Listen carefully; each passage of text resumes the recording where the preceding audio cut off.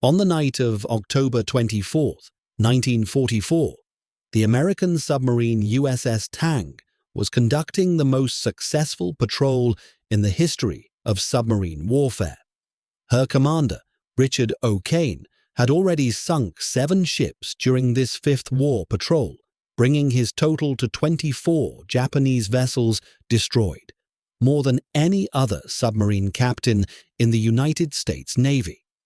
Tang herself had become the third most successful American submarine of the war, with 93,000 tons of enemy shipping to her credit. The crew was exhausted but triumphant, having executed textbook attacks night after night for 3 weeks. Now, approaching the Formosa Strait in darkness, they had one more convoy in their sights. O'Kane maneuvered Tang into attack position, selected his targets, and began firing the last torpedoes in his tubes. The first 5 ran true, finding their marks in a spectacular display of precision gunnery. The 6th torpedo, the last weapon aboard, porpoised on the surface after launch, curved sharply to the left and came racing back toward Tang. 20 seconds later, it struck the submarine's stern, detonating with an explosion that killed everyone in the after compartments instantly and sent Tang spiraling toward the bottom of the Formosa Strait. The most successful submarine in the American fleet had just been sunk by her own weapon. The story of USS Tang is the story of American submarine warfare at its zenith, the culmination of 3 years of tactical evolution, technological improvement, and operational experience that had transformed the submarine force from a struggling service fighting with defective weapons into the most lethal commerce-destroying force in naval history.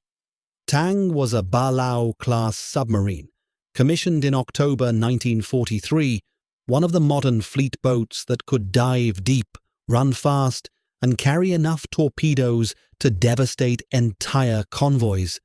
But technology alone did not make Tang exceptional. What distinguished her was the man who commanded her and the crew he had trained to operate with precision that approached perfection. Richard Hetherington O'Kane was 33 years old when he assumed command of Tang, a veteran submarine officer who had served as executive officer aboard USS Wahoo under the legendary Dudley Morton. Wahoo's aggressive tactics and spectacular successes had made Morton famous throughout the submarine force, but O'Kane had been the brain behind many of those attacks, the calculating tactician who translated Morton's aggressive instincts into firing solutions that actually hit targets. When O'Kane received his own command, he brought Wahoo's aggression, but combined it with a precision and attention to detail that Morton had sometimes lacked. The result was a submarine captain who took every risk that combat demanded, but calculated those risks with mathematical exactness. Tang's first 4 war patrols established her reputation and O'Kane's legend. The first patrol, launched in January 1944, netted 5 ships sunk totaling 17,000 tons. The second patrol, in March and April, achieved another 5 ships for 20,000 tons. The third patrol saw 4 ships destroyed. The fourth patrol added another 5 vessels to Tang's tally. With each successive operation, O'Kane's tactics became more refined, his attacks more daring, his crew more confident. Tang was operating at a level of effectiveness that few submarines ever achieved, and the 5th patrol promised to be her crowning achievement. The 5th War Patrol began on September 27, 1944, with Tang departing Pearl Harbor bound for the waters around Formosa and the Chinese coast. These were some of the most dangerous operating areas in the Pacific: shallow waters, heavy Japanese air patrols, aggressive anti-submarine forces, and shipping lanes that were densely traveled but also intensively defended. O'Kane had requested this patrol area specifically because he knew that the targets would be plentiful and that Tang's capabilities would be tested against the best defenses Japan could provide. He wanted to prove that an aggressive submarine, properly handled, could operate successfully in waters that more cautious commanders avoided. The patrol exceeded even O'Kane's ambitious expectations. Tang's first attack came on October 10th, when she intercepted a convoy off the Chinese coast and sank a cargo ship. The second attack, 2 days later, destroyed a tanker. The third attack achieved 2 ships sunk in rapid succession. By mid-October, Tang had established herself as the dominant predator in her patrol area, a submarine that Japanese convoy escorts feared and could not stop. O'Kane's tactics combined surface running at night for speed and visibility, aggressive positioning that placed Tang between convoys and their destinations, and shooting solutions so precise that torpedoes almost never missed. The convoy that Tang encountered on the night of October the 23rd represented the kind of target that submarine commanders dreamed about and rarely found. 3 large transports escorted by destroyers traveling in formation through restricted waters. O'Kane tracked the convoy through the afternoon, waiting for darkness to mask his approach. After sunset, he surfaced Tang and maneuvered at high speed to reach an attack position ahead of the convoy's track. The resulting engagement was a masterpiece of submarine warfare, a textbook demonstration of how speed, positioning, and accurate shooting could devastate a defended formation. Tang's first salvo struck 2 transports simultaneously, their explosions lighting the night sky with flames that could be seen from miles away. The convoys scattered in confusion, destroyers racing to establish anti-submarine screens. But O'Kane was already repositioning for follow-up attacks. He swung Tang in pursuit of the fleeing transports, closing to point-blank range, firing torpedoes that could hardly miss at such distances. A third transport exploded and began to sink. A fourth was hit and stopped dead in the water, listing heavily. The destroyers, attempting to locate Tang with searchlights and sonar, were hampered by the burning vessels and the chaos of a convoy in extremis. By midnight on October 23rd, Tang had expended most of her torpedoes and achieved results that would have satisfied any commander. But O'Kane spotted one more transport attempting to escape under escort, and he had torpedoes remaining. Against the advice of some officers who urged withdrawal while Tang remained undetected, O'Kane decided to press the attack. He had come to this patrol area to sink ships, and there were ships still afloat. The decision to continue attacking rather than withdraw with an already spectacular success was characteristic of O'Kane's aggressive style. It was also the decision that would kill him and most of his crew. The final attack began just after midnight on October 24th. O'Kane positioned Tang for a surface shot against the transport and its escort, accepting the risk that destroyers might detect him in exchange for the certainty of hitting his targets. He fired 2 torpedoes that struck the transport amidships, causing massive explosions. He fired 2 more at the escort, both of which hit. Then he fired his 5th torpedo at another target that had appeared from behind the burning transport. All 5 weapons ran true. All 5 hit their intended targets. All 5 exploded as designed. O'Kane had 1 torpedo remaining, loaded in the forward tubes, and 1 more target still afloat. He ordered the final shot. What happened next occurred so quickly that the crew barely had time to react. The last torpedo left the tube normally, its propellers churning the water as it accelerated toward its target. But instead of running straight, the weapon began to curve. Torpedomen watching from Tang's bridge saw the phosphorescent wake turning in a wide arc that would bring the torpedo back toward the submarine. O'Kane ordered emergency speed and full rudder, attempting to turn Tang away from the approaching weapon, but submarines are not maneuverable at slow speeds, and Tang was still accelerating when the torpedo struck her stern. The explosion was catastrophic. The warhead detonated against Tang's pressure hull just forward of the after torpedo room, exactly where the weapon was designed to inflict maximum damage. The blast tore open compartments, ruptured bulkheads, destroyed equipment, and killed everyone in the after section of the submarine instantly. Water poured into the breached hull faster than pumps could handle. Tang's stern dropped rapidly, her bow rising toward the sky in an angle that no amount of ballast control could correct. Within seconds, it was clear that the submarine was mortally wounded and sinking fast. O'Kane, standing on the bridge when the torpedo hit, was thrown into the water by the force of the explosion. Several other officers and lookouts were similarly thrown clear as Tang went down. In the submarine's forward compartments, men who had survived the initial explosion found themselves trapped in sections that were flooding or already submerged. Some attempted to escape through torpedo tubes, a desperate measure that occasionally worked but more often ended in death.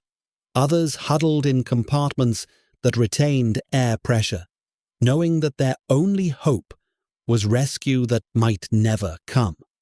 Tang sank in less than 90 seconds, taking 78 men with her into the depths of the Formosa Strait.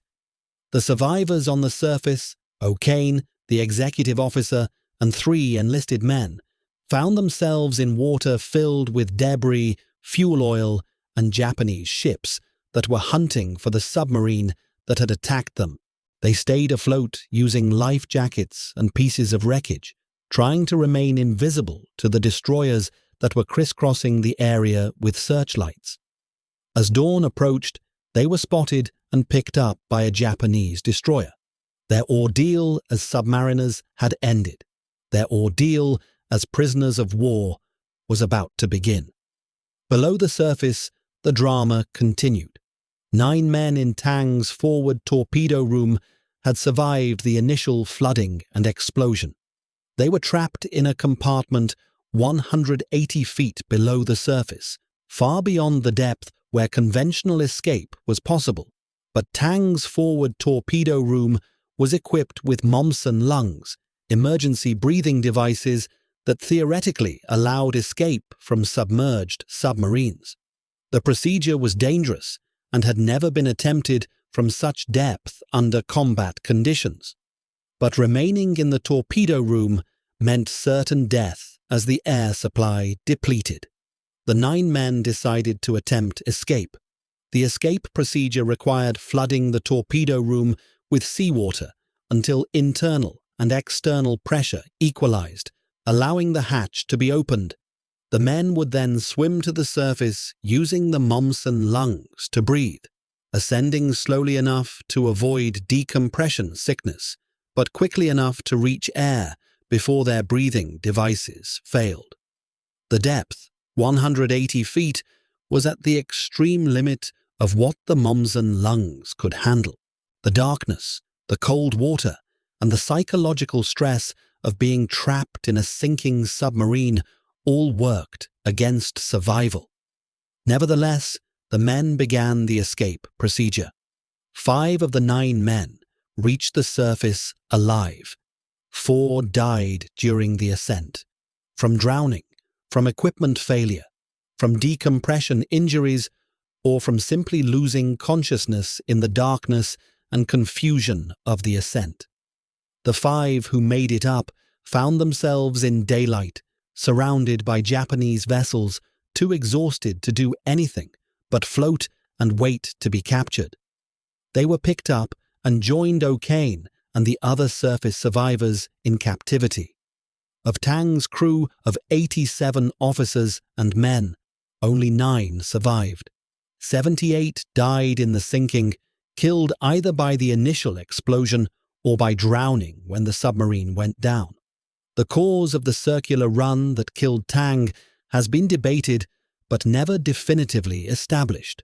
Torpedoes occasionally ran in circles due to steering mechanism failures, particularly if the gyroscope that controlled the weapon's rudder was damaged or improperly set. Some witnesses reported that the torpedo porpoised on the surface immediately after launch, suggesting a depth-keeping problem that might have led to rudder damage. Others speculated that battle damage from earlier attacks might have affected the torpedo tube or the weapon itself. The most likely explanation is simply mechanical failure. A broken steering cable, a jammed rudder, a gyroscope that malfunctioned at the worst possible moment. Torpedoes were complex devices with thousands of parts, any one of which could fail. The irony of Tang's fate, destroyed by her own weapon after achieving the most successful patrol in submarine history, was not lost on the survivors or on the submarine force. O'Kane, interrogated by Japanese officers, initially refused to believe that his captors were telling the truth when they informed him that a circular running torpedo had sunk his submarine. He had seen torpedoes malfunction before, but the idea that the last weapon fired on the most successful patrol would turn and kill his crew seemed too cruel to be credible. When he finally accepted the truth, the knowledge added psychological torment to his physical suffering as a prisoner of war. The Japanese treatment of Tang's survivors was harsh, but not exceptional by the standards of Pacific theater captivity. The men were interrogated, beaten to extract information, and eventually transferred to prisoner of war camps in Japan, where they endured malnutrition, disease, forced labor, and the constant threat of execution. O'Kane, as the commanding officer, received special attention from Japanese intelligence officers who wanted information about American submarine tactics and capabilities. He provided his name, rank, and serial number, but refused to cooperate with interrogation, despite beatings and threats. His resistance was noted in Japanese records and would later be cited when he received the Medal of Honor. The 9 Tang survivors endured 10 months of captivity before Japan's surrender in August 1945. All 9 men survived, though all bore physical and psychological scars from their ordeal. O'Kane, who had weighed 170 pounds when captured, weighed 88 pounds when liberated. Other survivors had similar weight loss, compounded by injuries that had gone untreated and diseases contracted in the camps. The medical evaluation conducted after liberation revealed that all 9 men were suffering from malnutrition, multiple vitamin deficiencies, parasitic infections, and various injuries. Their survival was testament to physical resilience and psychological strength that most people never need to discover in themselves. The formal recognition of Tang's achievements and O'Kane's leadership came in the form of decorations that could not adequately represent what had been accomplished or what had been lost. O'Kane received the Medal of Honor for his actions during Tang's 5th patrol, the citation noting his aggressive tactics, the destruction of 13 ships during the patrol, and his conduct as a prisoner of war. Tang received the Presidential Unit Citation, one of only 4 submarines to earn that distinction during World War II. The crew members who died received posthumous decorations, their sacrifices recognized with medals that their families would treasure, but that could not fill the absence left by death. The statistical legacy of Tang is preserved in naval records that document her achievements with bureaucratic precision. 24 ships sunk, totaling 93,000 tons of Japanese merchant shipping. 5 successful war patrols. 0 ships sunk by enemy action in direct combat. 1 ship sunk by her own torpedo in circumstances that no enemy could have engineered deliberately. The numbers capture the success, but not the tragedy, the accomplishment, but not the loss, the legend, but not the cost. The tactical lessons drawn from Tang's loss focused primarily on torpedo reliability and handling procedures. The Navy investigated whether circular runs were more common than reported, whether training could reduce their frequency, whether design changes could prevent the failures that caused them. The investigation concluded that circular runs were rare but not unknown, that improved maintenance could reduce their frequency, and that crews should be trained to recognize early signs of erratic torpedo behavior. These recommendations were implemented in training programs and operational procedures, though whether they prevented subsequent casualties is impossible to determine. The psychological impact of Tang's loss on the submarine force was significant but carefully managed. The idea that a submarine could be sunk by its own weapon was horrifying to crews who already faced enough dangers from enemy action. Morale required that the incident be presented as a rare malfunction rather than a systemic risk. Official accounts emphasized that Tang had completed 4 successful patrols before the tragedy, that O'Kane had achieved unmatched success, and that the circular run was a fluke that wouldn't likely recur. Whether submarine crews believed this reassurance is debatable, but they continued to launch torpedoes, continued to attack convoys, continued to accept the risks that submarine warfare demanded. The memorial to Tang and her crew takes multiple forms. O'Kane wrote a memoir after the war, Clear the Bridge, that documented Tang's patrols and the final attack with precision and emotion. Survivors gave interviews, wrote accounts, and spoke to Naval Academy classes about their experiences. Tang's name was given to a new submarine commissioned in 1951, ensuring that the legacy would continue. But the most enduring memorial is the submarine herself, still resting on the bottom of the Formosa Strait, where she sank in 1944, a war grave that holds 78 American sailors whose service and sacrifice earned them a place in naval history. The recovery of Tang's wreck was attempted, but never completed. The depth, 180 feet, is within reach of modern salvage techniques, but the diplomatic and practical complications of recovering a military vessel from waters that are internationally disputed made salvage operations impossible during the Cold War and difficult thereafter. The wreck remains where it sank, a steel tomb that the ocean has claimed and that nations have decided to leave undisturbed. Occasionally, fishing vessels snag their nets on the wreckage, bringing up artifacts that are turned over to authorities and sometimes returned to survivors' families. But mostly, the wreck lies silent, visited only by fish and currents, a monument to success and tragedy intertwined. Richard O'Kane returned to naval service after the war, continuing his career and eventually retiring as a rear admiral.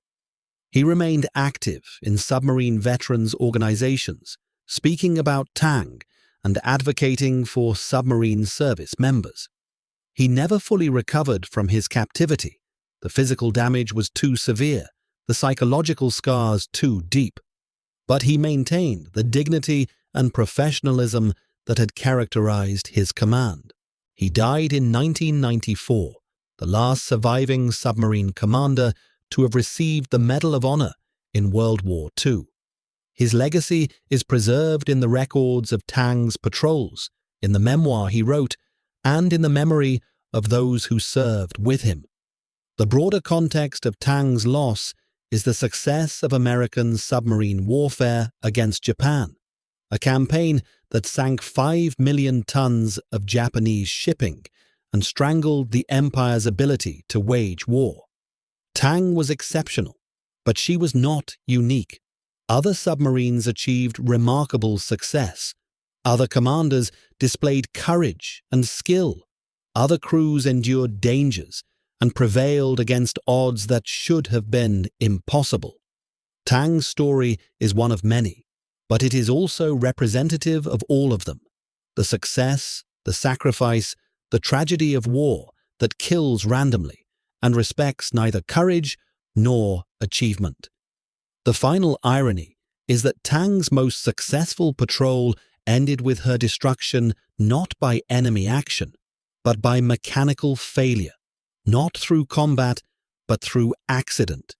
Not because she failed, but because she succeeded too well and pressed her attacks one step too far.